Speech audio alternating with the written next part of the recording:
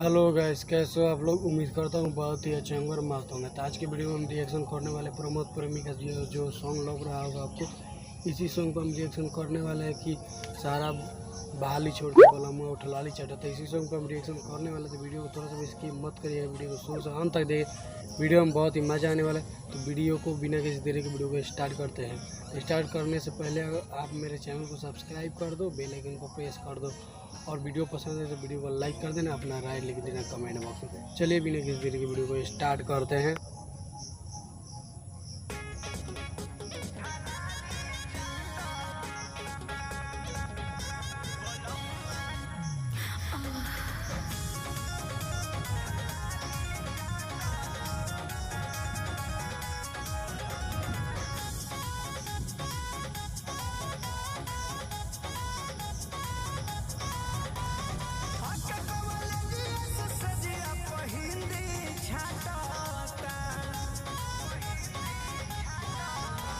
तो देखिए बहुत ही अच्छा सॉन्ग है, बहुत ही अच्छा लग रहा है हमें। तो उम्मीद करता हूँ आपको भी अच्छा लग रहा होगा। बहुत ही अच्छा सॉन्ग है, बहुत ही मज़ा आ रहा है इस सॉन्ग को देखने में। ग्राफिक्स भी बहुत ही अच्छे हैं। तो देखिए भी इंजॉय करिए वीडियो को।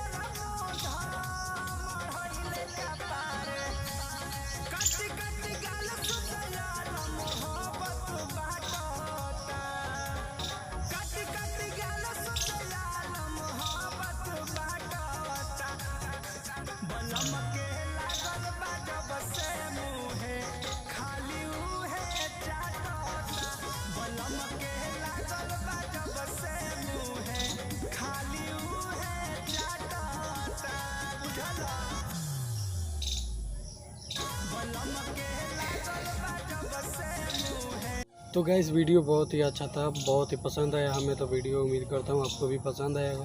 अगर पसंद आए तो वीडियो को लाइक करिएगा, चैनल को सब्सक्राइब करिए, बेल आइकन को प्रेस कर दीजिएगा।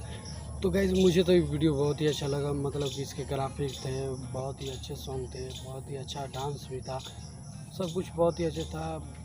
सॉन्ग मतलब कि बहुत ही अच्छा लगा मुझे। उम्मीद करता हूँ आपको भी लगा होगा। अगर लगा होगा तो वीडियो को ज़रूर लाइक करिएगा, अपना कमेंट बॉक्स में लिख दीजिएगा कि कैसा लगा या फिर नहीं लगा। तो मिलते हैं नए वीडियो के साथ।